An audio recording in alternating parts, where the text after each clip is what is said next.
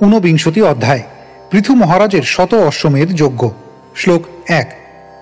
मैत्रेय उवाच अथादीक्षत राजा तु हयमेधशतेन सह ब्रह्मावर्ते मनोक्षेत्रे यत्र प्राची सरस्वती।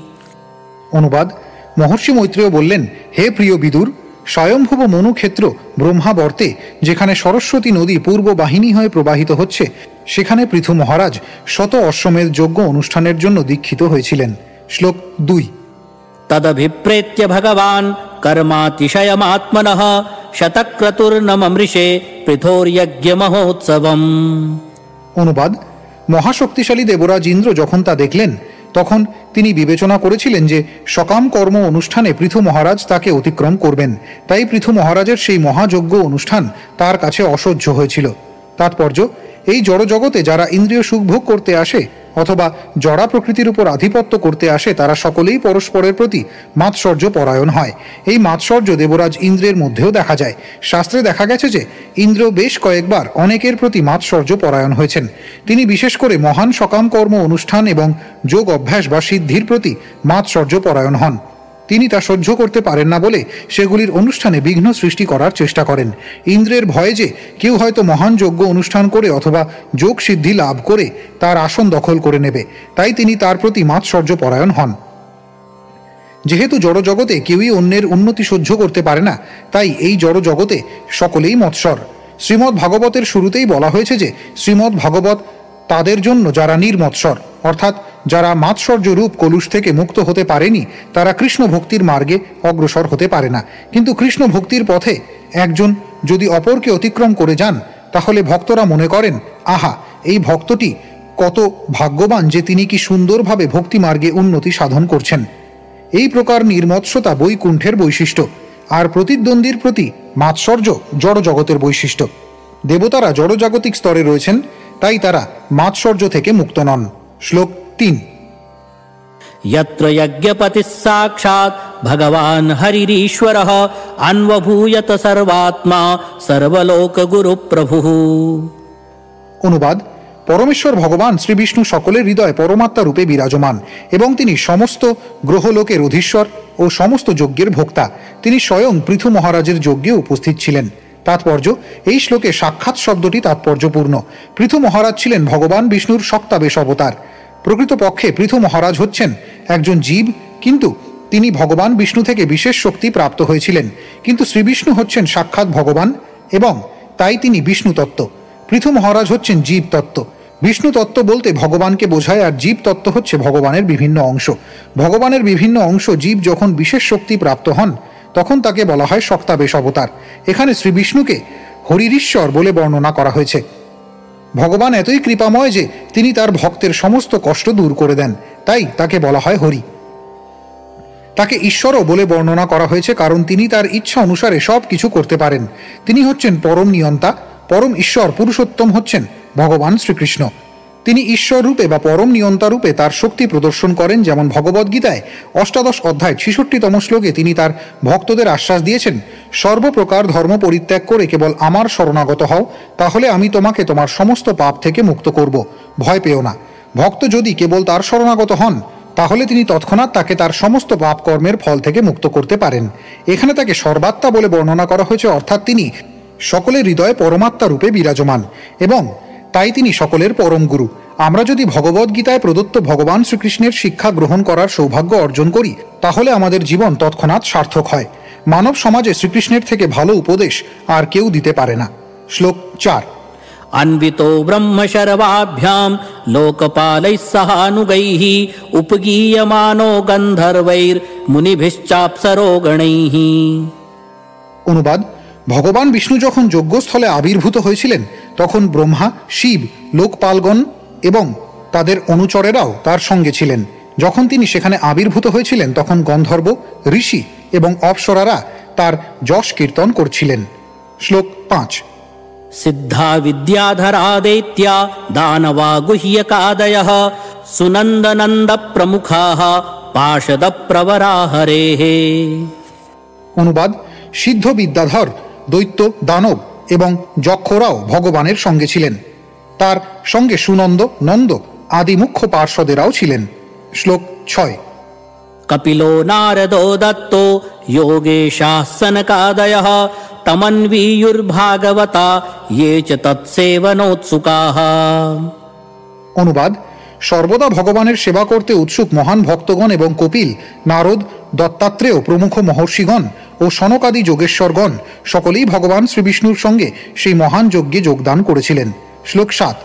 यत्र धर्मदुधा भूमिः सर्वकामदुधा सती दौग्धिस्माभीप्सितानर्थान् यजमानस्य भारत। অনুবাদ: হে বিদুর, সেই মহাযজ্ঞে সমগ্র ভূমি কামধেনুর মতো হয়েছিল এবং সেই যজ্ঞ অনুষ্ঠানের ফলে সকলের দৈনন্দিন জীবনের সমস্ত আবশ্যকতাগুলি পূর্ণ হয়েছিল। তাৎপর্য: এই শ্লোকে ধর্মদুঘা শব্দটি তাৎপর্যপূর্ণ, যার অর্থ হচ্ছে কামধেনু। কামধেনুকে সুরভিও বলা হয়। সুরভি গাভী চিৎ জগতে বিরাজ করে, যে সম্বন্ধে ব্রহ্মসংহিতায় বলা হয়েছে যে শ্রীকৃষ্ণ এই সুরভি গাভীদের পালন করেন। সুরভি রভি পালয়ন্তম। সুরভি গাভীকে যতবার ইচ্ছা দহন করা যায় এবং যত পরিমাণে ইচ্ছা দুধ পাওয়া যায়। নানা রকম আবশ্যকীয় পদার্থ উৎপাদনের জন্য দুধের প্রয়োজন, বিশেষ করে ঘি, যা যজ্ঞ অনুষ্ঠানের জন্য প্রয়োজন হয়। আমরা যদি শাস্ত্র নির্দেশিত যজ্ঞ অনুষ্ঠান না করি, তাহলে আমাদের জীবনের আবশ্যকতাগুলির সরবরাহ বন্ধ হয়ে যাবে। ভগবদ্গীতায় প্রতিপন্ন হয়েছে যে ব্রহ্মা যজ্ঞসহ মানুষদের সৃষ্টি করেছেন যাতে তারা যজ্ঞ অনুষ্ঠান করে।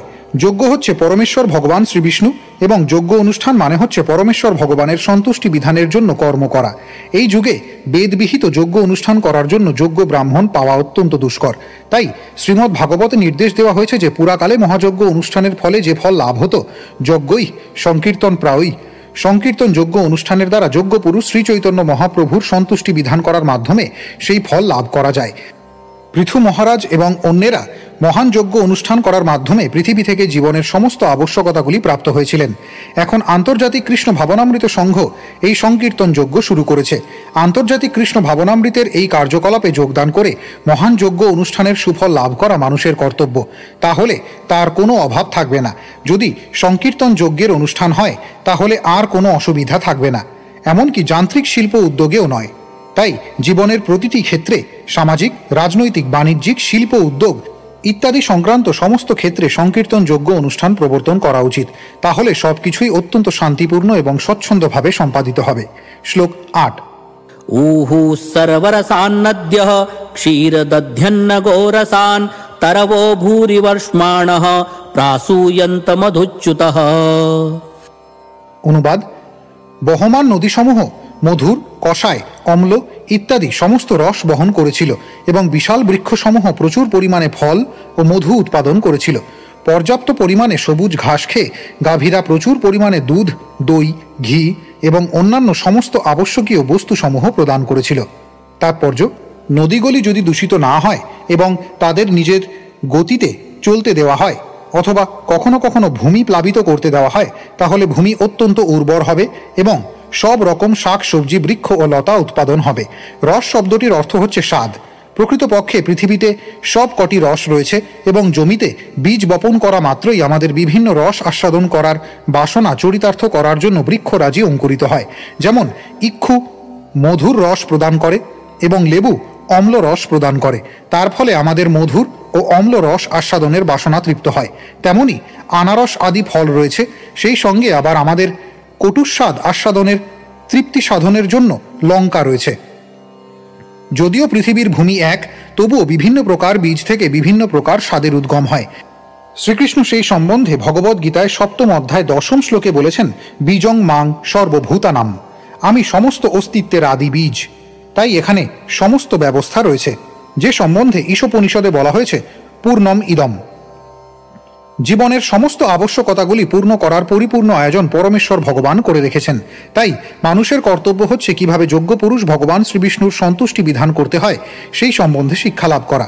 প্রকৃতপক্ষে জীবের প্রধান কর্তব্য হচ্ছে ভগবানের সন্তুষ্টি বিধান করা, কারণ জীব ভগবানের বিভিন্ন অংশ। তাই জীব যাতে তার স্বরূপগত বৃত্তি অনুসারে তার কর্তব্য সম্পাদন করতে পারে তার সমস্ত ব্যবস্থা করা হয়েছে। তা না হলে সমস্ত জীবেরা দুঃখ কষ্ট ভোগ করবে। সেটি হচ্ছে প্রকৃতির নিয়ম। তরব ভূরি বর্ষ্মানঃ শব্দগুলি অত্যন্ত সুন্দরভাবে বর্ধিত বিশাল দেহযুক্ত বৃক্ষদের বোঝায়। এই সমস্ত বৃক্ষের উদ্দেশ্য হচ্ছে মধু ও বিভিন্ন প্রকার ফল উৎপাদন করা, অর্থাৎ অরণ্যেরও মধু, ফল ও ফুল সরবরাহ করার উদ্দেশ্য রয়েছে। দুর্ভাগ্যবশত যজ্ঞের অভাবে এই কলিযুগে অরণ্যের বিশাল বৃক্ষগুলি যথেষ্ট পরিমাণে মধু ও ফল সরবরাহ করে না। এইভাবে সবকিছুই যজ্ঞ অনুষ্ঠানের উপর নির্ভরশীল। এই যুগে যজ্ঞ অনুষ্ঠান করার সর্বশ্রেষ্ঠ পন্থা হচ্ছে সারা পৃথিবী জুড়ে সংকীর্তন আন্দোলন বিস্তার করা। শ্লোক 9। সিন্ধবো রত্ননিকরান গিরয়োন্নম চতুর্বিধম উপায়নমুপাজহ্রু সর্বে লোকাসপালকাঃ। অনুবাদ: সমুদ্র নানা প্রকার মূল্যবান রত্নসমূহে পূর্ণ ছিল, পর্বত ধাতুতে পূর্ণ ছিল এবং তার জমি ছিল অত্যন্ত উর্বর, এবং তাতে চতুর্বিধ খাদ্য সামগ্রী প্রচুর পরিমাণে উৎপন্ন হচ্ছিল। তখন বিভিন্ন গ্রহলোকের লোকপালগণ এবং জনসাধারণ পৃথু মহারাজের জন্য নানা প্রকার উপহার নিয়ে সেখানে এসেছিলেন। তাৎপর্য: ঈশোপনিষদে বলা হয়েছে যে এই জগতে কেবল মানুষদের জন্যই নয়, পশু পক্ষী, সরীসৃপ, জলচর এবং বৃক্ষ সকলেরই আবশ্যকীয় বস্তু উৎপাদনের ক্ষমতা রয়েছে। সমুদ্র ও মহাসাগর মুক্তা, প্রবাল ও মণিমাণিক্য উৎপাদন করে, যাতে ভগবানের বাধ্য সৌভাগ্যগণ মানুষেরা সেগুলি সদ্ব্যবহার করতে পারে। তেমনি পর্বতগুলি নানা রকম রাসায়নিক পদার্থে পূর্ণ এবং প্রবাহমান নদীগুলি সেগুলি শস্যক্ষেত্রে ছড়িয়ে দিয়ে জমির উর্বরতা সাধন করতে পারে, যাতে চতুর্বিধ খাদ্যদ্রব্য উৎপন্ন হয়। সেই চতুর্বিধ খাদ্য হচ্ছে চর্ব, যে সমস্ত খাদ্য চর্বণ করা হয়; লেহ্য, যেগুলি লেহন করা হয়; চুষ্য, যেগুলি চোষা যায়; এবং পেয়, যেগুলি পান করা যায়। অন্য লোকের অধিবাসীরা এবং লোকপালেরা পৃথু মহারাজকে অভিনন্দন জানিয়েছিলেন। তারা পৃথু মহারাজকে নানা প্রকার উপহার দিয়েছিলেন এবং একজন উপযুক্ত রাজারূপে তাকে স্বীকৃতি দিয়েছিলেন, যার পরিকল্পনায় ও কার্যকলাপে সারা ব্রহ্মাণ্ড জুড়ে সকলেই সুখী ও সমৃদ্ধিশালী হতে পারবে। এই শ্লোকে স্পষ্টভাবে ইঙ্গিত করা হয়েছে যে সমুদ্র ও মহাসাগর মণিমাণিক্য উৎপাদনের জন্য, কিন্তু কলিযুগে সমুদ্রের প্রধান উপযোগিতা হচ্ছে মাছ ধরা। শূদ্র ও দরিদ্র মানুষদের মাছ ধরতে দেওয়ার অনুমতি দেওয়া হতো, কিন্তু ক্ষত্রিয়, বৈশ্য আদি উচ্চ বর্ণের মানুষেরা সমুদ্র থেকে মুক্তা, প্রবাল, মণিমাণিক্য সংগ্রহ করতেন। দরিদ্র মানুষেরা যদিও সমুদ্র থেকে শত শত মণ মাছ ধরতে পারে, কিন্তু তার মূল্য একটি মুক্তা অথবা প্রবালের সমান নয়। এই যুগে রাসায়নিক সার উৎপাদনের জন্য কত কারখানা খোলা হয়েছে, কিন্তু যজ্ঞ অনুষ্ঠানের ফলে ভগবান যখন প্রসন্ন হন, তখন পাহাড় পর্বত আপনা থেকেই রাসায়নিক সার উৎপন্ন করে, যা শস্যক্ষেত্রে খাদ্যশস্য উৎপাদনে সাহায্য করে। এইভাবে সব কিছুই নির্ভর করে বৈদিক বিধি অনুসারে মানুষ যজ্ঞ অনুষ্ঠান করবে কিনা তার উপর। শ্লোক 10। ইতি চাধোক্ষজেষস্য পৃথোস্তু পরমোদয়ম অসূয়ন ভগবান ইন্দ্রঃ প্রতিঘাতমচীকরৎ। অনুবাদ: পৃথু মহারাজ অধক্ষজ ভগবানের আশ্রিত ছিলেন। বহু যজ্ঞ অনুষ্ঠান করার ফলে পৃথু মহারাজ ভগবানের কৃপায় অলৌকিক উৎকর্ষ লাভ করেছিলেন। কিন্তু পৃথু মহারাজের এই ঐশ্বর্য সহ্য করতে না পেরে দেবরাজ ইন্দ্র তার প্রতি মাৎসর্য পরায়ণ হয়ে তার যজ্ঞে বিঘ্ন উৎপাদন করার চেষ্টা করেছিলেন। তাৎপর্য: এই শ্লোকে অধক্ষজ, ভগবান ইন্দ্র এবং পৃথ এই তিনটি শব্দে তিনটি পৃথক উদ্দেশ্য ব্যক্ত হয়েছে। বিষ্ণুর অবতার হওয়া সত্ত্বেও পৃথু মহারাজ ছিলেন বিষ্ণুর পরম ভক্ত। শ্রী বিষ্ণুর শক্তাবেশ অবতার হলেও তিনি ছিলেন একটি জীব, তাই ভগবানের ভক্ত হওয়াই তার কর্তব্য ছিল। ভগবানের শক্তাবেশ অবতার হলেও ভগবানের সঙ্গে তার নিত্য সম্পর্কের কথা বিস্তৃত হওয়া উচিত নয়। কলিযুগে ঢেড়া পেটানো বহু অবতার রয়েছে, যারা প্রকৃতপক্ষে এক একটি পাষণ্ডী। ভগবান ইন্দ্র শব্দ দুটি ইঙ্গিত করে যে জীব দেবরাজ ইন্দ্রের মতো শক্তিশালী ও পূজনীয় হতে পারে, কারণ ইন্দ্র হচ্ছেন সাধারণ জীব এবং তার মধ্যে বদ্ধ জীবের 4টি দোষ রয়েছে। ইন্দ্রকে এখানে ভগবান বলে বর্ণনা করা হয়েছে, যে শব্দটি সাধারণত পরমেশ্বর ভগবানের ক্ষেত্রে ব্যবহার করা হয়, কিন্তু এখানে ইন্দ্রকে ভগবান বলে সম্বোধন করা হয়েছে কারণ তার হাতে অনেক ক্ষমতা রয়েছে। কিন্তু ভগবান হওয়া সত্ত্বেও তিনি ভগবানের অবতার পৃথু মহারাজের প্রতি মাৎসর্য পরায়ণ। জড়জাগতিক জীবনের দোষ এতই প্রবল যে সেই কলুষের ফলে ইন্দ্রও ভগবানের অবতারের প্রতি ঈর্ষাপরায়ণ হয়। তাই আমাদের বুঝতে চেষ্টা করতে হবে যে বদ্ধজীবের অধঃপতন কিভাবে হয়। পৃথু মহারাজের ঐশ্বর্য জড়জাগতিক অবস্থার উপর নির্ভরশীল ছিল না। এই শ্লোকে বর্ণনা করা হয়েছে যে তিনি ছিলেন অধক্ষজের পরম ভক্ত। অধক্ষজ বলতে পরমেশ্বর ভগবানকে বোঝায়, যিনি মন ও বাক্যের অতীত। কিন্তু পরমেশ্বর ভগবান তার সচ্চিদানন্দ স্বরূপে তার ভক্তের সম্মুখে আবির্ভূত হন। ভক্ত প্রত্যক্ষভাবে ভগবানকে দর্শন করতে পারেন, যদিও ভগবান আমাদের ইন্দ্রিয় ও প্রত্যক্ষ অনুভূতির অতীত। শ্লোক 11। চরমেণাশ্বমেধেন যজমানে যজুস্পতিম বৈন্যে যজ্ঞ পশুম স্পর্ধন নপোবাহতি রোহিতঃ। অনুবাদ: পৃথু মহারাজ যখন শেষ অশ্বমেধ যজ্ঞটি অনুষ্ঠান করছিলেন তখন ইন্দ্র সকলের অলক্ষ্যে যজ্ঞাশ্বটি অপহরণ করেন। পৃথু মহারাজের প্রতি অত্যন্ত মাৎসর্য পরায়ণ হয়ে তিনি তা করেছিলেন। তাৎপর্য, ইন্দ্র শতক্রতু নামে পরিচিত, কারণ তিনি 100 অশ্বমেধ যজ্ঞ অনুষ্ঠান করেছিলেন। আমাদের কিন্তু মনে রাখতে হবে, যজ্ঞে যে পশু বলি দেওয়া হয় তাকে হত্যা করা হয় না। যজ্ঞের সময় যথাযথভাবে উচ্চারিত বৈদিক মন্ত্রের প্রভাবে উৎসর্গীকৃত পশু নবজীবন লাভ করে ফিরে আসে। সেটি হচ্ছে যজ্ঞ সার্থক হয়েছে কিনা তার পরীক্ষা। পৃথু মহারাজ যখন 100 অশ্বমেধ যজ্ঞ অনুষ্ঠান করছিলেন তখন ইন্দ্র তার প্রতি অত্যন্ত মাৎসর্য পরায়ণ হয়েছিলেন, কারণ তিনি চাননি যে কেউ তাকে অতিক্রম করুক। ইন্দ্র একজন সাধারণ জীব হওয়ার ফলে পৃথু মহারাজের প্রতি ঈর্ষা পরায়ণ হয়েছিলেন এবং নিজেকে অদৃশ্য রেখে তিনি যজ্ঞাশ্ব অপহরণ করেছিলেন এবং এইভাবে তিনি যজ্ঞ অনুষ্ঠানে বিঘ্ন সৃষ্টি করেছিলেন। শ্লোক 12। তমত্রির্ভগবানৈক্ষত বরমাণম বিহায়সা আমুক্তমিব পাখণ্ডম यो ধর্মে ধর্ম বিভ্রমঃ। অনুবাদ, ইন্দ্র যখন ঘোড়াটি চুরি করে নিয়ে যাচ্ছিলেন তখন তিনি মুক্ত পুরুষ। প্রকৃতপক্ষে সেই বেশ ছিল এক প্রকার প্রতারণা, কারণ তখন তার আচরণ ভ্রমবশত ধর্মাচরণ বলে মনে হয়েছিল। ইন্দ্র যখন আকাশ মার্গে এইভাবে পলায়ন তখন মহর্ষি অত্রি তাকে দেখতে পান এবং সমস্ত ঘটনা সম্বন্ধে অবগত হন। তাৎপর্য, এই শ্লোকে ব্যবহৃত পাখণ্ড শব্দটি কখনো পাষণ্ড বলে উচ্চারণ করা হয়। এই শব্দ দুটি সেই সমস্ত ব্যক্তিদের ইঙ্গিত করে যারা অত্যন্ত ধার্মিক হওয়ার অভিনয় করে, কিন্তু প্রকৃতপক্ষে তারা অত্যন্ত পাপী। ইন্দ্র অন্যদের প্রতারণা করার জন্য গৌরিক বসন ধারণ করেছিলেন। নিজেদের মুক্ত পুরুষ বলে প্রচারকারী অথবা ভগবানের অবতার বলে প্রচারকারী বহু ভণ্ডরা এই গৈরিক বসন অপব্যবহার করেছে। তার ফলে মানুষ প্রতারিত হয়েছে। আমরা বহুবার উল্লেখ করেছি যে বদ্ধ জীবের প্রতারণা করার প্রবণতা থাকে, তাই সেই প্রবণতাটি দেবরাজ ইন্দ্রের মতো ব্যক্তির মধ্যেও দেখতে পাওয়া যায়। সেই সূত্রে বোঝা যায় যে দেবরাজ ইন্দ্র জড় কলুষ থেকে মুক্ত নন। তাই আমুক্তম ইব অর্থাৎ যেন একজন মুক্ত পুরুষ শব্দগুলি ব্যবহার করা হয়েছে। সন্ন্যাসীর গৈরিক বসন সারা জগতের কাছে ঘোষণা করে যে তিনি সমস্ত জড়জাগতিক বিষয় ত্যাগ করেছেন এবং তিনি কেবল ভগবানের সেবায় যুক্ত। সেই প্রকার ভগবত ভক্তই প্রকৃতপক্ষে সন্ন্যাসী বা মুক্ত পুরুষ। ভগবদ গীতায় 6ষ্ঠ অধ্যায় 1ম শ্লোকে বলা হয়েছে, अनाश्रित कर्म फलम कार्यम कर्म करोति यः स सन्यासी च योगी च न निरग्निर्न चाक्रियः। যিনি কর্মফলের প্রতি অনাসক্ত হয়ে কর্তব্য বোধে কার্য করেন তিনিই সন্ন্যাসী এবং তিনিই প্রকৃত যোগী। যারা আগুন জ্বালায় না অথবা কর্ম করে না তারা নয়, অর্থাৎ যিনি তার কর্মের ফল পরমেশ্বর ভগবানকে নিবেদন করেন তিনিই হচ্ছেন প্রকৃত সন্ন্যাসী এবং যোগী। প্রতারক সন্ন্যাসী ও যোগী পৃথু মহারাজের যজ্ঞের সময় থেকেই রয়েছে। এই প্রতারণা দেবরাজ ইন্দ্র অত্যন্ত মূর্খের মতো প্রবর্তন করেছেন। কোনো কোনো যুগে এই প্রতারণা অত্যন্ত প্রবল হয় এবং অন্য কোনো যুগে ততটা প্রবল হয় না। সন্ন্যাসীর কর্তব্য অত্যন্ত সতর্ক থাকা, কারণ শ্রী চৈতন্য মহাপ্রভু বলেছেন, সন্ন্যাসীর অল্প ছিদ্র সর্বলোকে গায়। চৈতন্য চরিতামৃত মধ্য দ্বাদশ অধ্যায় 51তম শ্লোক। তাই অত্যন্ত নিষ্ঠাবান ও ঐকান্তিক না হলে সন্ন্যাস গ্রহণ করা উচিত নয়। জনসাধারণকে প্রতারণা করার জন্য এই আশ্রম গ্রহণ করা উচিত নয়। কলিযুগে সন্ন্যাস গ্রহণ না করাই ভালো, কারণ এই যুগে মায়ার প্রলোভন অত্যন্ত প্রবল। পারমার্থিক উপলব্ধিতে অত্যন্ত উন্নত ব্যক্তিরই কেবল সন্ন্যাস গ্রহণ করা উচিত।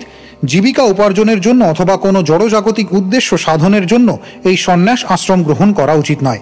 শ্লোক 13। अत्रिणा चोदितो हन्तुं पृथुपुत्रो महारथः अन्वधावत संक्रुद्धस्तिष्ठ तिष्ठेति चाब्रवीत्। অনুবাদ, মহর্ষি অত্রি যখন পৃথু মহারাজের পুত্রকে ইন্দ্রের ছলনার কথা জানান তখন সেই পরম বীর অত্যন্ত ক্রুদ্ধ হয়ে দাঁড়াও দাঁড়াও বলতে বলতে তাকে অনুসরণ করেছিলেন। তাৎপর্য, ক্ষত্রিয় যখন শত্রুকে যুদ্ধে আহ্বান করে তখন তিষ্ঠ তিষ্ঠ শব্দগুলি তারা প্রয়োগ করে। যুদ্ধ করার সময় ক্ষত্রিয় যুদ্ধক্ষেত্র থেকে পলায়ন করতে পারে না, কিন্তু কোনো ক্ষত্রিয় যদি কাপুরুষের মতো তার পৃষ্ঠ প্রদর্শন করে যুদ্ধক্ষেত্র থেকে পলায়ন করে তখন তাকে তিষ্ঠ তিষ্ঠ শব্দের দ্বারা যুদ্ধ করতে আহ্বান করা হয়। যথার্থ ক্ষত্রিয় কখনো তার শত্রুকে পিছন থেকে হত্যা করে না এবং যথার্থ ক্ষত্রিয় কখনো যুদ্ধক্ষেত্র থেকে পৃষ্ঠ প্রদর্শনও করে না। ক্ষত্রিয় নীতি ও তেজ অনুসারে হয় যুদ্ধে জয়লাভ নয়তো যুদ্ধক্ষেত্রে মৃত্যুবরণ করতে হয়। স্বর্গের রাজা হওয়ার ফলে ইন্দ্রের পদ যদিও অত্যন্ত উন্নত, তবুও যজ্ঞের অশ্ব অপহরণ করার ফলে তিনি অধঃপতিত হয়েছিলেন। তাই তিনি ক্ষত্রিয় নীতি অনুসরণ না করেই যুদ্ধক্ষেত্র থেকে পলায়ন করেছিলেন এবং পৃথু মহারাজের পুত্র তিষ্ঠ তিষ্ঠ বলে তাকে যুদ্ধ করতে আহ্বান করেছিলেন। শ্লোক 14। তম তাদৃশাকৃতিম বীক্ষ মেনে ধর্মম শরীরিণম জটিলম ভস্মনাচ্ছন্নম তস্मै বাণম ন মুঞ্চতি। অনুবাদ: ইন্দ্রকে জটাধারী ও ভস্মাচ্ছাদিত দেখে পৃথুর পুত্র তাকে একজন ধর্মাত্মা ও পবিত্র সন্ন্যাসী বলে মনে করেছিলেন এবং তাই তিনি তার প্রতি বাণ নিক্ষেপ করেননি। শ্লোক 15। वधान्निवृत्तं तं भूयो हन्तवेत्रिरचोदयात् जहि यज्ञहनं तात महेन्द्रं विबुधाधमम्। অনুবাদ: অত্রি যখন দেখলেন যে ইন্দ্রকে বিনাশ না করে মহারাজ পৃথুর পুত্র তার দ্বারা প্রতারিত হয়ে ফিরে এসেছেন, তখন অত্রি মুনি তাকে পুনরায় হত্যা করতে অনুপ্রাণিত করেছিলেন, কারণ তিনি মনে করেছিলেন যে পৃথু মহারাজের যজ্ঞে বিঘ্ন সৃষ্টি করার জন্য ইন্দ্র সমস্ত দেবতাদের মধ্যে নিকৃষ্টতম হয়ে গেছে। শ্লোক 16। एवं वैन्यसुतः प्रोक्तस्त्वरमाणं विहाय सा अन्वद्रवदभिक्रुद्धो रावणं गृध्रराडिव। অনুবাদ: সেই কথা শুনে বেন রাজার পৌত্র তৎক্ষণাৎ অত্যন্ত দ্রুত গতিতে আকাশ মার্গে পলায়নরত ইন্দ্রের পশ্চাৎ ধাবন করেছিলেন। তিনি তার প্রতি অত্যন্ত ক্রুদ্ধ হয়েছিলেন এবং শকুনিদের রাজা জটায়ু যেভাবে রাবণের পশ্চাতে ধাবিত হয়েছিলেন, ঠিক সেইভাবে তিনি ইন্দ্রের পশ্চাৎ ধাবন করেছিলেন। শ্লোক 17। सोऽश्वं रूपं च तद्धित्वा तस्मा अन्तर्हितस्वराट् वीरः स्वपशुमादाय पितुर्यज्ञमुपेयिवान्। অনুবাদ: ইন্দ্র যখন দেখলেন যে পৃথুর পুত্র তার পশ্চাৎ ধাবন করছেন, তৎক্ষণাৎ তিনি তার ছদ্মবেশ পরিত্যাগ করে ঘোড়াটি রেখে সেখান থেকে অন্তর্হিত হলেন। মহাবীর পৃথুপুত্র সেই অশ্বটি নিয়ে তার পিতার যজ্ঞস্থলে ফিরে গিয়েছিলেন। শ্লোক 18। तत्तस्य चाद्भुतं कर्म विचक्ष परमर्षयः नामधेयं ददुस्तस्मै विजिताश्व इति प्रभो। অনুবাদ: হে বিদুর, মহর্ষিরা মহারাজ পৃথুর পুত্রের এই অদ্ভুত পরাক্রম দর্শন করে তাকে বিজিতাশ্ব নাম প্রদান করেছিলেন। শ্লোক 19। उपसृज्य तमस्तीव्रं जहाराश्वं पुनर्हरिः चशालयूपतश्छन्नो हिरण्यरशनं विभुः। অনুবাদ: হে বিদুর, অত্যন্ত শক্তিশালী স্বর্গের রাজা ইন্দ্র যখন ঘন অন্ধকারের দ্বারা যজ্ঞস্থল আচ্ছন্ন করে স্বর্ণ শৃঙ্খলের দ্বারা জুপ কাষ্ঠে বেঁধে রাখা সেই অশ্বটিকে পুনরায় অপহরণ করেছিলেন। শ্লোক 20। अत्रिः सन्दर्शयामास त्वरमाणं विहाय सा कपालखट्वाङ्गधरं वीरो नैनमबाधत। অনুবাদ: মহর্ষি অত্রি পুনরায় পৃথু মহারাজের পুত্রকে দেখিয়েছিলেন যে আকাশ মার্গে ইন্দ্র পলায়ন করছে। মহাবীর পৃথুপুত্র তখন পুনরায় তার পশ্চাৎ ধাবন করেছিলেন, কিন্তু তিনি যখন দেখলেন যে ইন্দ্র কপাল ও খট্টাঙ্গ ধারণ করেছেন, তখন তিনি তাকে হত্যা না করতে স্থির করেছিলেন। শ্লোক 21। अत्रिणा चोदितस्तस्मै सन्दधे विशिखं मृषा सौष्वं रूपं च तद्धित्वा तस्थावन्तर्हितस्वराट्। অনুবাদ: মহর্ষি অত্রি যখন পুনরায় তাকে নির্দেশ দিলেন, তখন পৃথু মহারাজের পুত্র অত্যন্ত ক্রুদ্ধ হয়ে তার ধনুকে বাণ যোজন করলেন। তা দেখে ইন্দ্র তৎক্ষণাৎ সন্ন্যাসীর ছদ্মবেশ এবং অশ্ব পরিত্যাগ করে সেখান থেকে অন্তর্হিত হয়েছিলেন। শ্লোক 22। वीरश्चाश्वमुपादाय पितृयज्ञमथाव्रजत् तदवद्यं हरे रूपं जगृहुर्ज्ञानदुर्बलाः। অনুবাদ: তারপর মহারাজ পৃথুর পুত্র বিজিতাশ্ব পুনরায় সেই অশ্বটি নিয়ে তার পিতার যজ্ঞস্থলে উপস্থিত হলেন। সেই সময় থেকে যারা মন্দবুদ্ধি তারা কপট সন্ন্যাসীর বেশ গ্রহণ করেছিল, ইন্দ্রই তার প্রবর্তন করেছেন। তাৎপর্য: অনাদিকাল ধরে সন্ন্যাস আশ্রমীরা ত্রিদণ্ড ধারণ করে আসছেন। পরবর্তীকালে শঙ্করাচার্য এক দণ্ডী সন্ন্যাস প্রবর্তন করেন। ত্রিদণ্ডী সন্ন্যাসী হচ্ছেন বৈষ্ণব সন্ন্যাসী এবং একদণ্ডী সন্ন্যাসী হচ্ছে মায়াবাদী সন্ন্যাসী। অন্যান্য আরও অনেক প্রকার সন্ন্যাসী রয়েছে যাদের বৈদিক বিধিতে অনুমোদন করা হয়নি। পৃথু মহারাজের মহান পুত্র বিজিতাশ্বের আক্রমণ থেকে লুকাবার জন্য ইন্দ্র যে ছদ্মবেশ ধারণ করেছিল, তার ফলে এক প্রকার কপট সন্ন্যাসীর প্রবর্তন হয়েছে। সেই থেকে এখন নানা প্রকার কপট সন্ন্যাসী দেখা দিয়েছে। তাদের কেউ উলঙ্গ হয়ে থাকে এবং কেউ নরকপাল ও ত্রিশূল ধারণ করে। সাধারণত তাদের বলা হয় কাপালিক। এক অর্থহীন পরিস্থিতি থেকে সেগুলির প্রবর্তন হয়েছে। যারা মূর্খ তারাই এদের সন্ন্যাসী বলে মনে করে এবং এদের ভণ্ডামিকে ধর্ম আচরণ বলে মনে করে। এরা কখনোই পারমার্থিক পথ প্রদর্শক নয়। এখন কতকগুলি ধর্মীয় প্রতিষ্ঠানও যাদের বৈদিক অনুষ্ঠানের সঙ্গে কোনো রকম সম্পর্ক নেই, তারা এক প্রকার সন্ন্যাসী তৈরি করেছে, যারা পাপপূর্ণ কার্যকলাপে যুক্ত থাকে। যে সমস্ত পাপকর্ম শাস্ত্রে নিষিদ্ধ হয়েছে সেগুলি হচ্ছে অবৈধ স্ত্রীসঙ্গ, আসব পান, আমিষ আহার এবং দুধ ক্রীড়া। এই সমস্ত তথাকথিত সন্ন্যাসীরা এই সব কটি পাপকর্মে লিপ্ত হয়। তারা মাংস, মাছ, ডিম এবং প্রায় সব কিছুই খায়। কখনো কখনো তারা সুরাও পান করে এবং তাদের অজুহাত হচ্ছে যে মাছ, মাংস এবং মদ না খেলে মেরু প্রদেশের নিকটবর্তী ঠান্ডা দেশগুলিতে থাকা অসম্ভব। এই সমস্ত সন্ন্যাসীরা দরিদ্রদের সেবা করার নামে এই সকল পাপ কর্মের প্রচলন করে, যার ফলে নিরীহ পশুদের বধ করা হয় যাতে সেগুলির দ্বারা সেই সমস্ত সন্ন্যাসীদের উদরপূর্তি হতে পারে। পরবর্তী শ্লোকে এই সমস্ত সন্ন্যাসীদের পাখণ্ডী বলে বর্ণনা করা হয়েছে। বৈদিক শাস্ত্রে উল্লেখ করা হয়েছে যে যারা নারায়ণকে শিব অথবা ব্রহ্মার সমকক্ষ বলে মনে করে তারা হচ্ছে পাখণ্ডী, যে সম্বন্ধে পুরাণে বলা হয়েছে, यस्तु नारायणं देवं ब्रह्मा रुद्रादिदैवतैः समत्वेनैव वीक्षेत स पाषण्डी भवेत् ध्रुवम्। কলিযুগে পাখণ্ডীরা অত্যন্ত প্রাধান্য লাভ করে, কিন্তু শ্রীচৈতন্য মহাপ্রভু সংকীর্তন আন্দোলন প্রবর্তন করার মাধ্যমে এই সমস্ত পাখণ্ডীদের সংহার করার ব্যবস্থা করেছেন। যারা আন্তর্জাতিক কৃষ্ণ ভাবনামৃত সংঘ কর্তৃক প্রবর্তিত সংকীর্তন আন্দোলনের সুযোগ গ্রহণ করবেন, তারা এই সমস্ত পাখণ্ডীদের প্রভাব থেকে নিজেদের রক্ষা করতে পারবেন। শ্লোক 23। यानि रूपाणि जगृहे इन्द्रो हयजिहीर्षया तानि पापस्य खण्डानि लिङ्गं खण्डमिहोच्यते। অনুবাদ: যজ্ঞাশ্ব অপহরণের চেষ্টায় ইন্দ্র যে সমস্ত সন্ন্যাস বেশ ধারণ করেছিলেন সেগুলি নাস্তিক্য দর্শনের প্রতীক। তাৎপর্য: বৈদিক সভ্যতায় সন্ন্যাস আশ্রম হচ্ছে বর্ণাশ্রম ব্যবস্থার একটি মুখ্য অঙ্গ। আচার্য পরম্পরা অনুসারে সন্ন্যাস আশ্রম গ্রহণ করা উচিত, কিন্তু বর্তমানে অধিকাংশ তথাকথিত সন্ন্যাসীদেরই ভগবান সম্বন্ধে কোনো জ্ঞান নেই। এই প্রকার সন্ন্যাসের প্রবর্তন হয়েছে পৃথু মহারাজের প্রতি ইন্দ্রের ঈর্ষা থেকে, এবং ইন্দ্র যা প্রবর্তন করে গেছেন তা আবার এই কলি যুগে দেখা দিয়েছে। প্রকৃতপক্ষে এই যুগের কোনো সন্ন্যাসীই প্রামাণিক নয়। বৈদিক ব্যবস্থায় কারোরই কোনো নতুন পন্থা প্রবর্তন করার অধিকার নেই। কেউ যদি ঈর্ষাবশত তা করে তাহলে তাকে বলা হয় পাষণ্ডী বা নাস্তিক। বৈষ্ণব তন্ত্রে বলা হয়েছে, यस्तु नारायणं देवं ब्रह्मा रुद्रादिदैवतैः समत्वेनैव वीक्षेत स पाषण्डी भवेत् ध्रुवम्। যদিও ব্রহ্মা ও শিবও নারায়ণের সমকক্ষ নন, তবুও আজকাল বহু পাষণ্ডী দরিদ্র নারায়ণ, স্বামী নারায়ণ ইত্যাদি আখ্যা প্রবর্তন করেছে। এগুলি সম্পূর্ণরূপে নিষিদ্ধ। শ্লোক 24 এবং 25। एवमिन्द्रे हरत्यश्वं वैन्ययज्ञजिघांसया तद्गृहीत विसृष्टेषु पाखण्डेषु मतिर्नृणाम्।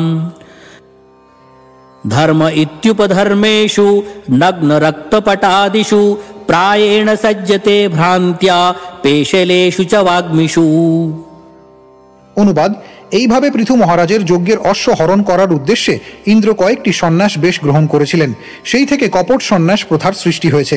কিছু সন্ন্যাসী নগ্ন থাকে এবং কখনো কখনো তারা রক্তবর্ণের বেশ ধারণ করে। তাদের বলা হয় কাপালিক। এগুলি কেবল পাপ কর্মের প্রতীক মাত্র। পাপাসক্ত মানুষেরা তাই তথাকথিত সন্ন্যাসীদের খুব সমাদর করে, কারণ তারা সকলেই হচ্ছে ভগবৎ বিদ্বেষী নাস্তিক। তারা তাদের নিজেদের মতবাদ স্থাপন করার ব্যাপারে অত্যন্ত বাকপটু, কিন্তু আমাদের জানতে হবে যে তাদের ধর্ম আচরণকারী বলে মনে হলেও প্রকৃতপক্ষে তারা তা নয়। দুর্ভাগ্যবশত মোহাচ্ছন্ন মানুষেরা তাদের ধার্মিক বলে মনে করে এবং তাদের প্রতি আকৃষ্ট হয়ে নিজেদের সর্বনাশ করে। তাৎপর্য: শ্রীমদ্ ভাগবতে উল্লেখ করা হয়েছে যে কলিযুগের মানুষেরা অল্প আয়ু সম্পন্ন, পারমার্থিক জ্ঞানহীন এবং তাদের দুর্ভাগ্যের ফলে কপটতাকে ধর্ম বলে মনে করবে। তার ফলে তারা সর্বদাই মানসিক কষ্ট ভোগ করবে। এই কলিযুগে সন্ন্যাস গ্রহণ করা বৈদিক শাস্ত্রে একরকম নিষিদ্ধ হয়েছে, কারণ অল্প বুদ্ধি মানুষেরা প্রতারণা করার উদ্দেশ্যে সন্ন্যাস গ্রহণ করতে পারে। প্রকৃতপক্ষে একমাত্র ধর্ম হচ্ছে ভগবানের শরণাগত হওয়ার ধর্ম। কৃষ্ণ ভাবনায় ভাবিত হয়ে ভগবানের সেবা করা অবশ্য কর্তব্য। সন্ন্যাস আশ্রম এবং ধর্ম অনুষ্ঠানের অন্যান্য যে সমস্ত পদ্ধতি রয়েছে সেগুলি প্রকৃতপক্ষে প্রামাণিক নয়। এই যুগে সেগুলি ধর্মের নামে চলছে, সেটি সবচাইতে অনুশোচনার বিষয়। শ্লোক 26। तदभिज्ञाय भगवन् पृथु पृथु पराक्रमः इन्द्राय कुपितो बाण मा दत्तोद्यत कार्मुकः। অনুবাদ: অত্যন্ত পরাক্রমশালী মহারাজ পৃথু তৎক্ষণাৎ তার ধনুর বাণ গ্রহণ করে ইন্দ্রকে হত্যা করতে উদ্যত হয়েছিলেন, কারণ ইন্দ্র এই প্রকার অধার্মিক সন্ন্যাস প্রথা প্রবর্তন করেছিলেন। তাৎপর্য: রাজার কর্তব্য হচ্ছে কোনো রকম অধার্মিক পদ্ধতি প্রচলিত হতে না দেওয়া। পৃথু মহারাজ যেহেতু ছিলেন ভগবানের অবতার, তাই অবশ্যই তার কর্তব্য ছিল সব রকম অধার্মিক প্রথা উচ্ছেদ করা। তার পদাঙ্ক অনুসরণ করে রাষ্ট্রপ্রধানদের ভগবানের প্রামাণিক প্রতিনিধি হয়ে সব রকম অধার্মিক পদ্ধতি উচ্ছেদ করা কর্তব্য। দুর্ভাগ্যবশত যে সমস্ত রাষ্ট্রনেতারা রাজ্যকে ধর্মনিরপেক্ষ বলে ঘোষণা করে তারা এক একটি কাপুরুষ। সেই মনোবৃত্তি হচ্ছে ধর্মের সঙ্গে অধর্মের বোঝাপড়া করার পন্থা, এবং সেই কারণে মানুষ পারমার্থিক উন্নতি সাধনের ব্যাপারে উদাসীন হয়ে পড়ছে। তার ফলে পরিস্থিতির এত অবনতি হয় যে মানব সমাজ নরকে পরিণত হয়। শ্লোক 27। তমৃত্যুজশক্রবদাভিসন্ধিতম বিচক্ষ দুষ্প্রেক্ষমসহ্যরম হসম নিবারয়ামাসুরহো মহামতে ন যুজ্যতে ত্রাণ্যবধ প্রচোদিতাৎ। অনুবাদ: যখন পুরোহিতরা এবং অন্য সকলে দেখলেন পৃথু মহারাজ অত্যন্ত ক্রুদ্ধ হয়ে ইন্দ্রকে হত্যা করতে উদ্যত হয়েছেন, তখন তারা তাকে অনুরোধ করে বলেছিলেন, হে মহাত্মন, দয়া করে তাকে বধ করবেন না, কারণ যজ্ঞস্থলে যজ্ঞের নিমিত্ত পশু ব্যতীত অন্য কিছু বধ করা উচিত নয়। এটি শাস্ত্রের বিধান। তাৎপর্য: পশু বলি দেওয়ার বিভিন্ন উদ্দেশ্য রয়েছে, তা পরীক্ষা করে বৈদিক মন্ত্র যথাযথভাবে উচ্চারিত হয়েছে কিনা এবং তার ফলে যজ্ঞাগ্নিতে উৎসর্গীকৃত পশু নতুন জীবন লাভ করে ফিরে আসে। ভগবান বিষ্ণুকে প্রসন্ন করার জন্য যে যজ্ঞ, তাতে কাউকে বধ করা উচিত নয়। অতএব সেই যজ্ঞে তাহলে ইন্দ্রকে কিভাবে বধ করা যেতে পারে, যাকে পরমেশ্বর ভগবানের অংশরূপে যজ্ঞে পূজা করা হয়? তাই পুরোহিতরা পৃথু মহারাজকে অনুরোধ করেছিলেন তাকে বধ না করতে। শ্লোক 28। वयं मरुत्वन्तमिहार्थनाशनं भयामये त्वच्छवसाह तत्विषम् आयातयामोपहवैरनन्तरं प्रसह्य राजञ्जुहवामते हितम्। অনুবাদ: হে রাজন, আপনার যজ্ঞ অনুষ্ঠানে বিঘ্ন সৃষ্টি করার ফলে ইন্দ্র ইতিমধ্যেই হতবীর্য হয়েছে। আমরা অভূতপূর্ব বৈদিক মন্ত্রের দ্বারা আহ্বান করে এই যজ্ঞশালায় তাকে নিয়ে আসব এবং আমাদের মন্ত্রের বলে তাকে যজ্ঞাগ্নিতে হোম করব, কারণ সে হচ্ছে আপনার শত্রু। তাৎপর্য: যথাযথভাবে যজ্ঞে বৈদিক মন্ত্র উচ্চারণ করে আশ্চর্যজনক কার্যকলাপ সম্পাদন করা যায়, কিন্তু কলিযুগে কোনো সুযোগ্য ব্রাহ্মণ নেই যারা যথাযথভাবে মন্ত্র উচ্চারণ করতে পারে। তাই এই যুগে কোনো বড় যজ্ঞ অনুষ্ঠানের আয়োজন করার চেষ্টা করা উচিত নয়। এই যুগে একমাত্র যজ্ঞ হচ্ছে সংকীর্তন আন্দোলন। শ্লোক 29। इत्यामन्त्र्य क्रतुपतिं विदुरास्यर्त्विजोरुषा सृग्घताज्जुह्वतो भेत्य स्वयंभूः प्रत्यषेधत। অনুবাদ: হে বিদুর, রাজাকে এই উপদেশ দেওয়ার পর যজ্ঞ অনুষ্ঠানে রত পুরোহিতরা মহাক্রোধে দেবরাজ ইন্দ্রকে আহ্বান করলেন। তারা যখন যজ্ঞে আহুতি দিতে যাচ্ছিলেন তখন ব্রহ্মা সেখানে উপস্থিত হয়ে তাদের নিবৃত্ত করলেন। শ্লোক 30।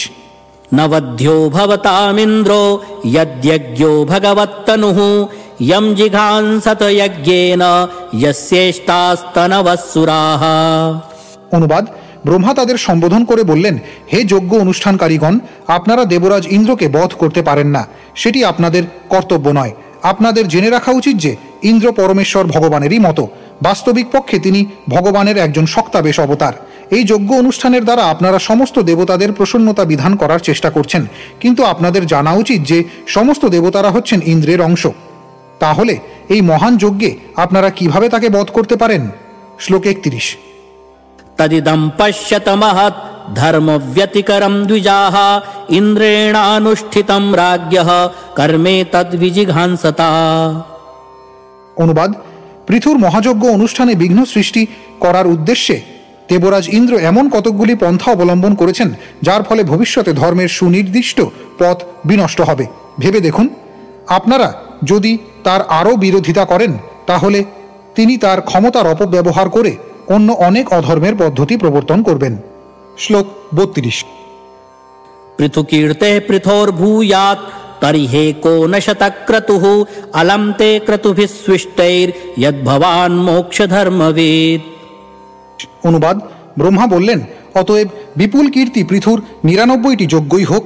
তারপর ব্রহ্মা পৃথু মহারাজের প্রতি বললেন, যেহেতু আপনি মোক্ষের মার্গ সম্বন্ধে পূর্ণরূপে অবগত, অতএব আপনার আর অধিক যজ্ঞ করার কি প্রয়োজন? তাৎপর্য: পৃথু মহারাজকে শত অশ্বমেধ যজ্ঞ অনুষ্ঠান থেকে নিবৃত্ত করার জন্য ব্রহ্মা নেমে এসেছিলেন। পৃথু মহারাজ শত অশ্বমেধ যজ্ঞ অনুষ্ঠান করতে বদ্ধপরিকর ছিলেন এবং ইন্দ্র সেই জন্য অত্যন্ত ঈর্ষাপরায়ণ হয়ে উঠেছিলেন, কারণ তিনি শত যজ্ঞের অনুষ্ঠাতা বা শতক্রতু নামে পরিচিত। জড়জগতে যেমন সকলেই তাদের প্রতিদ্বন্দ্বীদের প্রতি মাৎসর্য পরায়ণ, ইন্দ্র স্বর্গের দেবরাজ হওয়া সত্ত্বেও পৃথুর প্রতি সেভাবে মাৎসর্য পরায়ণ হয়েছিলেন এবং তার শততম যজ্ঞ অনুষ্ঠান বন্ধ করার চেষ্টা করেছিলেন। প্রকৃতপক্ষে সেটি ছিল একটি মস্ত বড় প্রতিযোগিতা এবং দেবরাজ ইন্দ্র তার ইন্দ্রিয় তৃপ্তি সাধনের জন্য পৃথুর যজ্ঞ বন্ধ করার উদ্দেশ্যে নানা রকম অধর্মের পন্থা সৃষ্টি করতে শুরু করেছিলেন। সেই অধর্মের প্রবর্তন বন্ধ করার জন্য ব্রহ্মা স্বয়ং সেই যজ্ঞস্থলে আবির্ভূত হয়েছিলেন। মহারাজ পৃথু ছিলেন ভগবানের এক মহান ভক্ত, তাই তার বৈদিক কর্মকাণ্ডের অনুষ্ঠান করার কোনো প্রয়োজন ছিল না। সেই প্রকার অনুষ্ঠানকে বলা হয় কর্ম, এবং চিন্ময় স্তরে অধিষ্ঠিত ভক্তদের সেই সমস্ত অনুষ্ঠানের কোনো প্রয়োজন হয় না। কিন্তু একজন আদর্শ রাজারূপে পৃথু মহারাজের কর্তব্য ছিল যজ্ঞ অনুষ্ঠান করা, তাই একটি আপোষ মীমাংসা করার প্রয়োজন ছিল। ব্রহ্মার আশীর্বাদে পৃথু মহারাজ ইন্দ্রের থেকেও অধিক যশস্বী হয়েছিলেন।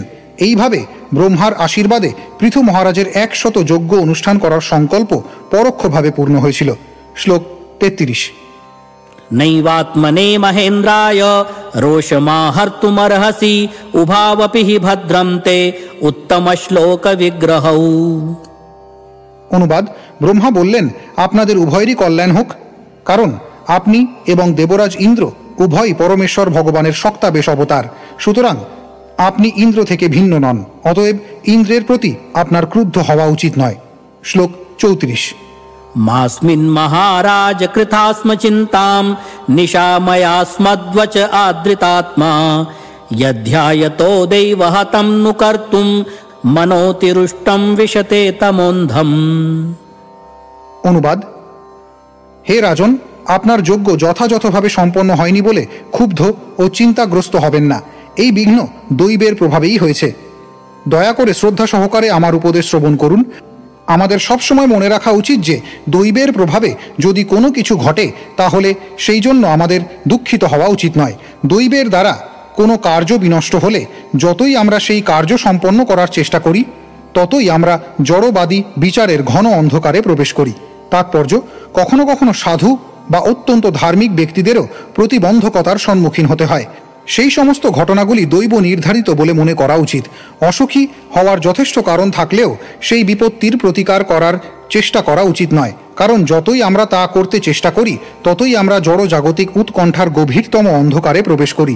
ভগবান শ্রীকৃষ্ণও সেই সম্বন্ধে আমাদের উপদেশ দিয়েছেন। বিক্ষুব্ধ হওয়ার পরিবর্তে আমাদের সব কিছু সহ্য করা উচিত। শ্লোক 35। কর্তুর্বিরমতামেষ দেবেষু দুরবগ্রহঃ ধর্মব্যতিকরো যত্র পাখণ্ডৈরিন্দ্র নির্মিতৈঃ। অনুবাদ: ব্রহ্মা বললেন, এই যজ্ঞ অনুষ্ঠান বন্ধ করুন, কারণ এই যজ্ঞের ফলে ইন্দ্র অনেক অধর্ম আচরণ প্রবর্তন করেছে। আপনি জেনে রাখুন যে দেবতাদের মধ্যে অনেকের বহু অবাঞ্ছিত বাসনা রয়েছে। তাৎপর্য: সাধারণত ব্যবসাতেও অনেক প্রতিযোগী থাকে এবং বৈদিক কর্মকাণ্ড কখনো কখনো কর্মীদের মধ্যে প্রতিযোগিতা ও মৎসরতা সৃষ্টি করে। কর্মীরা মাৎসর্য পরায়ণ হতে বাধ্য, কারণ তারা পূর্ণ মাত্রায় জড় সুখ ভোগ করতে চায়। সেটি হচ্ছে ভবরোগ। তার ফলে কর্মীদের মধ্যে সাধারণ ব্যবসার ক্ষেত্রে অথবা যজ্ঞ অনুষ্ঠানে সব সময় প্রতিযোগিতা হচ্ছে। ব্রহ্মা চেয়েছিলেন ইন্দ্র এবং পৃথু মহারাজের মধ্যে প্রতিযোগিতার সমাপ্তি হোক। যেহেতু পৃথু মহারাজ ছিলেন একজন মহান ভগবত ভক্ত ও ভগবানের অবতার, তাই ব্রহ্মা তাকে যজ্ঞ বন্ধ করতে অনুরোধ করেছিলেন, যাতে ইন্দ্র আর অধর্মের পন্থা প্রবর্তন না করে, যা দুষ্ট প্রকৃতির মানুষেরা সর্বদা অনুসরণ করে। শ্লোক 36। অনুবাদ: এভিরিন্দ্রোপসংসৃষ্টৈঃ পাখণ্ডৈর্হারিভির্জনম হ্রিয়মাণম বিচক্ষ্বৈনম যস্তে যজ্ঞধ্রুগস্বমূট। দেখো, যজ্ঞাশ্ব চুরি করার ফলে দেবরাজ ইন্দ্র কিভাবে যজ্ঞের মাঝে এক বিঘ্ন সৃষ্টি করেছেন। তার প্রবর্তিত এই সমস্ত চিত্তাকর্ষক পাপকর্ম জনসাধারণকে অভিভূত করবে। তাৎপর্য: ভগবদ্ গীতায় 3য় অধ্যায় 21তম শ্লোকে উল্লেখ করা হয়েছে, যদ্যদাচরতি শ্রেষ্ঠস্তত্তদেবতরো জনঃ স যৎপ্রমাণম কুরুতে লোকস্তদনুবর্ততে।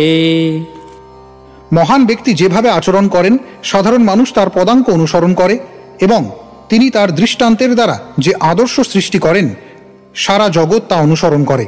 দেবরাজ ইন্দ্র তার ইন্দ্রিয় তৃপ্তি সাধনের জন্য পৃথু মহারাজের 100 অশ্বমেধ যজ্ঞ অনুষ্ঠানে তাকে পরাস্ত করতে চেয়েছিলেন। তার ফলে তিনি যজ্ঞাশ্ব অপহরণ করেন এবং বহু অধার্মিক ব্যক্তির মধ্যে সন্ন্যাসীর ছদ্মবেশে আত্মগোপন করেন। এই প্রকার কার্যকলাপ সাধারণ মানুষের কাছে আকর্ষণীয়, তাই সেগুলি অত্যন্ত ভয়ঙ্কর। ব্রহ্মা মনে করেছিলেন যে ইন্দ্রকে এই প্রকার অধার্মিক পন্থা আরও প্রবর্তন করতে না দিয়ে বরং যজ্ঞ বন্ধ করে দেওয়াই শ্রেয়স্কর। মানুষ যখন বৈদিক বিধি অনুসারে অনর্থক অসংখ্য পশু বধ করতে শুরু করেছিল, তখন বুদ্ধদেবও অনেকটা এই ধরনের পন্থা অবলম্বন করেছিলেন। বৈদিক যজ্ঞবিধির বিরোধিতা করে বুদ্ধদেব অহিংসার ধর্ম প্রবর্তন করেছিলেন। প্রকৃতপক্ষে যজ্ঞে উৎসর্গীকৃত পশু নতুন জীবন লাভ করে, কিন্তু সেই প্রকার ক্ষমতাবিহীন মানুষেরা যজ্ঞবিধির নামে অসহায় পশুদের অনর্থক হত্যা করছিল। তাই ভগবান বুদ্ধদেব সাময়িকভাবে বেদের প্রামাণিকতা অস্বীকার করেছিলেন। যে যজ্ঞ বিরুদ্ধ অবস্থার সৃষ্টি করে সেই প্রকার যজ্ঞ আচরণ করা মানুষের পক্ষে উচিত নয়, সেই যজ্ঞ বন্ধ করে দেওয়াই শ্রেয়স্কর। আমরা বারবার উল্লেখ করেছি যে কলিযুগে যোগ্য ব্রাহ্মণের অভাবে বৈদিক কর্মকাণ্ডের যোগ্য অনুষ্ঠান করা সম্ভব নয়। তাই শাস্ত্রে সংকীর্তন যোগ্য অনুষ্ঠানের নির্দেশ দেওয়া হয়েছে। এই সংকীর্তন যজ্ঞের দ্বারা শ্রী চৈতন্য মহাপ্রভুরূপী পরমেশ্বর ভগবান সন্তুষ্ট হবেন এবং পূজিত হবেন। যোগ্য অনুষ্ঠানের প্রকৃত উদ্দেশ্য হচ্ছে পরমেশ্বর ভগবান শ্রী বিষ্ণুর আরাধনা করা। শ্রী বিষ্ণু বা শ্রীকৃষ্ণই হচ্ছেন শ্রী চৈতন্য মহাপ্রভু। তাই যারা বুদ্ধিমান তাদের কর্তব্য হচ্ছে সংকীর্তন যোগ্য অনুষ্ঠানের দ্বারা তার সন্তুষ্টি বিধানের চেষ্টা করা। এই যুগে ভগবান বিষ্ণুর সন্তুষ্টি বিধানের এটিই হচ্ছে সবচাইতে সরল পন্থা। এই যুগের যজ্ঞ সম্বন্ধে বিভিন্ন শাস্ত্রে যে নির্দেশ দেওয়া হয়েছে, এই পাপপূর্ণ কলিযুগে অনর্থক বিশৃঙ্খলা সৃষ্টি না করে সেই নির্দেশ পালন করাই মানুষের কর্তব্য। কলিযুগে সারা পৃথিবীর মানুষেরাই মাংস আহারের জন্য কসাইখানা খুলে পশু হত্যা করতে অত্যন্ত দক্ষ। যদি প্রাচীন ধর্ম অনুষ্ঠানগুলি পালন করা হয় তাহলে মানুষ আরও বেশি করে পশু হত্যা করতে অনুপ্রাণিত হবে। কলকাতায় অনেক মাংসের দোকান আছে যেখানে মা কালীর মূর্তি রাখা হয়, আর মাংসাশী মানুষেরা মনে করে যে সেই সমস্ত দোকান থেকে মাংস কেনাই সমীচীন, কারণ তা হচ্ছে কালীর প্রসাদ। তারা জানে না যে মা কালী কখনো আমিষ আহার গ্রহণ করেন না, কারণ তিনি হচ্ছে শিবের সাধ্বী স্ত্রী। শিব হচ্ছেন একজন মহান বৈষ্ণব এবং তিনি কখনো আমিষ আহার করেন না, এবং মা কালী সর্বদা শিবের উচ্ছিষ্টই গ্রহণ করেন। তাই তার পক্ষে আমিষ আহার করা কখনোই সম্ভব নয়। এই প্রকার নৈবেদ্য ভূত, প্রেত, পিশাচ, রাক্ষস আদি কালীর অনুচরেরাই কেবল গ্রহণ করে, এবং যারা মাছ মাংস রূপে কালীর প্রসাদ গ্রহণ করে প্রকৃতপক্ষে তা কালীর প্রসাদ নয়, তারা ভূত ও পিশাচদের উচ্ছিষ্ট গ্রহণ করে। শ্লোক 37। भवान् परित्रातुमिहावतीर्णो धर्मं जनानां समयानुरूपं वेनापचारादवलुप्तमद्य तद्देहतो विष्णुकलासि वैन्य। অনুবাদ: হে বেনপুত্র মহারাজ পৃথু, আপনি ভগবান বিষ্ণুর কলা অবতার। রাজা বেনের দুষ্ট কার্যকলাপের ফলে ধর্ম প্রায় অবলুপ্ত হয়েছিল। সেই উচিত সময় আপনি ভগবান বিষ্ণুর অবতার রূপে অবতরণ করেছেন। বাস্তবিক পক্ষে ধর্ম রক্ষা করার জন্য আপনি রাজা বেনের শরীর থেকে আবির্ভূত হয়েছেন। তাৎপর্য: ভগবান বিষ্ণু যে কিভাবে অসুরদের সংহার করেন এবং সাধুদের পরিত্রাণ করেন তা ভগবদ্গীতায় 14 অধ্যায়ের 8ম শ্লোকে বর্ণিত হয়েছে। পরিত্রাণায় সাধুনাং বিনাশায় চ দুষ্কৃতাম ধর্ম সংস্থাপনার্থায় সম্ভবামি যুগে যুগে। সাধুদের উদ্ধার করার জন্য এবং দুষ্কৃতকারীদের সংহার করার জন্য এবং পুনরায় ধর্ম স্থাপনের জন্য আমি যুগে যুগে আবির্ভূত হই। অসুরদের সংহার করার জন্য ভগবান বিষ্ণু সর্বদা তার 2 হাতে গদা ও চক্র ধারণ করেন, এবং তার ভক্তদের রক্ষা করার জন্য তার অপর 2 হাতে তিনি শঙ্খ ও পদ্ম ধারণ করেন। যখন ভগবানের অবতার এই লোকে অথবা এই ব্রহ্মাণ্ডে উপস্থিত থাকেন তখন তিনি অসুরদের সংহার করেন এবং সেই সঙ্গে তার ভক্তদের রক্ষা করেন। ভগবান বিষ্ণু কখনো কখনো শ্রীকৃষ্ণ বা রামরূপে আবির্ভূত হন। ভগবানের এই সমস্ত অবতারদের আবির্ভাবের কথা শাস্ত্রে উল্লেখ করা আছে। কখনো কখনো তিনি শক্তাবেশ অবতার রূপে আবির্ভূত হন, যেমন ভগবান বুদ্ধদেব। পূর্বে উল্লেখ করা হয়েছে যে এই সমস্ত শক্তাবেশ অবতারেরা হচ্ছেন ভগবানের শক্তিতে আবিষ্ট জীব। জীবেরাও ভগবান শ্রীবিষ্ণুর অংশ, কিন্তু তারা তেমন শক্তিশালী নয়। তাই কোনো জীব যখন শ্রীবিষ্ণুর অবতার রূপে অবতরণ করেন তখন তিনি বিশেষভাবে ভগবানের শক্তিতে আবিষ্ট হন। মহারাজ পৃথুকে যখন ভগবান বিষ্ণুর অবতার বলে বর্ণনা করা হয় তখন বুঝতে হবে যে তিনি হচ্ছেন ভগবানের শক্তাবেশ অবতার। শ্রীবিষ্ণুর বিভিন্ন অংশ এবং বিশেষভাবে তিনি তার শক্তি প্রাপ্ত হয়েছেন। কোনো জীব যখন শ্রীবিষ্ণুর অবতারের মতো বিশেষভাবে ভগবত ভক্তির প্রচার করেন তখন বুঝতে হবে যে তিনি ভগবানের শক্তিতে আবিষ্ট ভগবানের অবতার। এই প্রকার ব্যক্তি ঠিক বিষ্ণুর মতো যুক্তি সহকারে অসুরদের পরাভূত করে শাস্ত্র নির্দেশ অনুসারে ভগবত ভক্তি প্রচার করেন। ভগবদ্গীতায় ইঙ্গিত করা হয়েছে যে যখন দেখা যায় যে কেউ অসাধারণভাবে ভগবত ভক্তি প্রচার করছেন, তখন আমাদের বুঝতে হবে যে তিনি শ্রী বিষ্ণু বা শ্রীকৃষ্ণের দ্বারা বিশেষভাবে শক্তি সম্পন্ন হয়েছেন। শ্রী চৈতন্য চরিতামৃতে অন্ত 7ম অধ্যায় 11 শ্লোকে প্রতিপন্ন হয়েছে, কৃষ্ণ শক্তি বিনা নহে তার প্রবর্তন। ভগবানের শক্তিতে বিশেষভাবে আবিষ্ট না হলে ভগবানের দিব্য নামের মহিমা প্রচার করা যায় না। কেউ যখন এই প্রকার শক্তাবিষ্ট ব্যক্তির সমালোচনা করে অথবা তার দোষ দর্শন করে, তখন বুঝতে হবে যে সেই ব্যক্তি বিষ্ণু বিদ্বেষী এবং তাকে দণ্ড ভোগ করতে হবে। এই প্রকার অপরাধীরা যদি তিলক ও মালা ধারণ করে বৈষ্ণবের বেশ গ্রহণ করে, তাহলেও শুদ্ধ বৈষ্ণবের চরণে অপরাধ করার জন্য ভগবান তাদের ক্ষমা করেন না।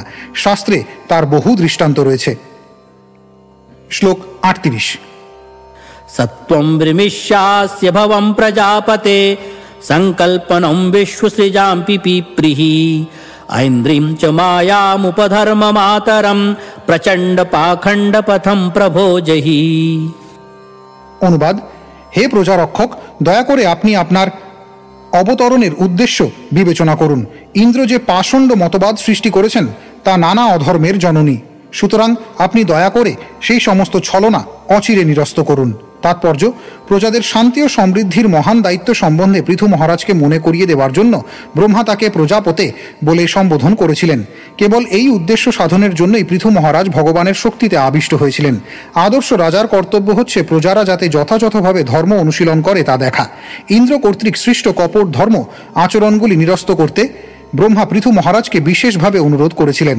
অর্থাৎ রাষ্ট্রপ্রধান বা রাজার কর্তব্য হচ্ছে অসৎ ব্যক্তিদের দ্বারা সৃষ্ট সমস্ত কপট ধর্মগুলি বন্ধ করা। মূলত ধর্ম এক, ভগবানের দেওয়া ধর্ম এবং তা গুরু শিষ্য পরম্পরা ধারায় দুইভাবে প্রবাহিত হচ্ছে। ইন্দ্রের সঙ্গে অর্থহীন প্রতিযোগিতা থেকে বিরত হতে পৃথু মহারাজকে ব্রহ্মা অনুরোধ করেছিলেন। পৃথু মহারাজের শত অশ্বমেধ যজ্ঞ পূর্ণ করতে না দেওয়ার জন্য ইন্দ্র বদ্ধপরিকর হয়েছিলেন। বিরুদ্ধ প্রতিক্রিয়া সৃষ্টি করার পরিবর্তে তার অবতরণের মূল উদ্দেশ্য সাধনের জন্য যজ্ঞ অনুষ্ঠান বন্ধ করাই পৃথু মহারাজের পক্ষে শ্রেয়স্কর ছিল। তার আবির্ভাবের উদ্দেশ্য ছিল সৎ সরকার স্থাপন করে আদর্শ শাসন ব্যবস্থা প্রতিষ্ঠা করা। শ্লোক 39। ইত্থং স লোকগুরুণা সমাদিষ্টো বিশাম্পতিঃ তথা চ কৃত্বা বাৎসল্যম মঘোনাপি চ সন্দধে। অনুবাদ: মহর্ষি মৈত্রেয় বলতে লাগলেন, এইভাবে পরম গুরু ব্রহ্মা কর্তৃক আদিষ্ট হয়ে পৃথু মহারাজ তার যজ্ঞ করার ইচ্ছা পরিত্যাগ করলেন এবং গভীর স্নেহ প্রদর্শন করে ইন্দ্রের সঙ্গে মিত্রতা করলেন। শ্লোক 40। কৃতাবভৃথ স্নানায় পৃথবে ভূরি কর্মণে বরান দদুস্তে বরদা ये তদ্বর্হিষি তর্পিতাঃ। অনুবাদ: তারপর পৃথু মহারাজ স্নান করেছিলেন। যজ্ঞ অনুষ্ঠানের পর বিধি অনুসারে স্নান করতে হয়। তারপর তার মহিমান্বিত কার্যকলাপে প্রসন্ন হয়েছিলেন যে সমস্ত দেবতারা, তাদের কাছ থেকে তিনি বর প্রাপ্ত হয়েছিলেন। তাৎপর্য: যজ্ঞ মানে হচ্ছে ভগবান বিষ্ণু, কারণ সমস্ত যজ্ঞেরই অনুষ্ঠান হয় ভগবান শ্রী বিষ্ণুর প্রসন্নতা বিধানের জন্য। যেহেতু যজ্ঞ করার ফলে দেবতারা আপনা থেকেই অত্যন্ত প্রসন্ন হন, তাই তারা যজ্ঞকারীকে বর দান করেন। গাছের গোড়ায় জল দিলে যেমন গাছটির শাখা প্রশাখা, কাণ্ড, ফুল, পাতা সব কিছুই তৃপ্ত হয় এবং উদরকে খাদ্য দিলে যেমন দেহের সমস্ত অঙ্গ প্রত্যঙ্গগুলি সবল হয়, তেমনি কেউ যদি যজ্ঞ অনুষ্ঠানের দ্বারা কেবল ভগবান বিষ্ণুর সন্তুষ্টি বিধান করেন, তাহলে সমস্ত দেবতারাও আপনা থেকেই সন্তুষ্ট হয়ে যান। তখন দেবতারা সেই ভক্তকে নানা প্রকার বর দান করেন। শুদ্ধ ভক্ত তাই দেবতাদের কাছ থেকে কোনো রকম বর প্রার্থনা করেন না। তিনি কেবল পরমেশ্বর ভগবানেরই সেবা করেন, তাই দেবতাদের দ্বারা প্রদত্ত কোনো বস্তুর অভাব তার হয় না। শ্লোক 41। विप्रा सत्याशिषस्तुष्टाः श्रद्धया लब्धदक्षिणाः आशिषो युयुजुक्षत्त राधिराजाय सत्कृताः। অনুবাদ: গভীর শ্রদ্ধা সহকারে আদি রাজা পৃথু সেই যজ্ঞে উপস্থিত সমস্ত ব্রাহ্মণদের নানা প্রকার উপহার প্রদান করেছিলেন। সেই ব্রাহ্মণেরা অত্যন্ত প্রসন্ন হয়ে রাজাকে তাদের আন্তরিক আশীর্বাদ প্রদান করেছিলেন। শ্লোক 42। त्वया हूता महाबाहो सर्व एव समागताः पूजिता दानमानाभ्याम पितृदेवर्षि मानवाः। অনুবাদ: সমস্ত মহর্ষি ও ব্রাহ্মণেরা বললেন, হে শক্তিশালী রাজা, আপনার নিমন্ত্রণে সর্বশ্রেণীর জীবেরা এই সভায় যোগদান করেছেন। তারা পিতৃলোক ও স্বর্গলোক থেকে এসেছেন এবং মহর্ষিগণ ও সাধারণ মানুষেরাও এই সভায় যোগদান করেছেন। এখন তারা সকলেই আপনার ব্যবহারে এবং আপনার দানে অত্যন্ত সন্তুষ্ট হয়েছেন। ইতি শ্রীমদ্ ভাগবতের চতুর্থ স্কন্ধের পৃথু মহারাজের শত অশ্বমেধ যজ্ঞ নামক 49 অধ্যায়ের ভক্তি বেদান্ত তাৎপর্য।